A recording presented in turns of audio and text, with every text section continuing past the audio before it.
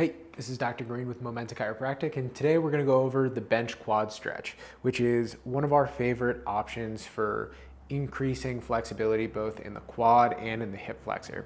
So in order to set this up, you can use a bench. You can actually use a wall too. And then depending on the height of the bench, you can place something underneath the knee just to be able to kind of get into a position like this.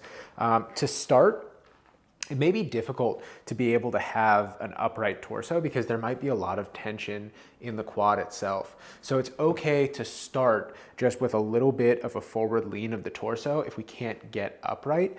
And the big thing that we want to focus on in this movement is seeing if we can get a posterior pelvic tilt. What that means is I want to take my belt buckle and I want to squeeze my glutes to be able to rotate my pelvis toward a more neutral position versus an anterior pelvic tilt where we would be extended. As soon as I start to extend, I lose the tension on the quad, but if I posteriorly pelvic tilt, I should be able to feel that a lot more in the quad there. And then we can use something like a dowel or a PVC pipe or even like a high box or something like that just to be able to kind of stabilize and help kind of keep that position. If I square my hips kind of towards where I'm facing, that's also going to increase the tension here. Whereas if I open up, I'm going to rotate kind of towards that side and that's going to decrease the tension. So I want to see if I can get square, kind of pull myself into a posterior pelvic tilt. And then as I shift forward, I want to squeeze my glute, which is going to increase the stretch even more.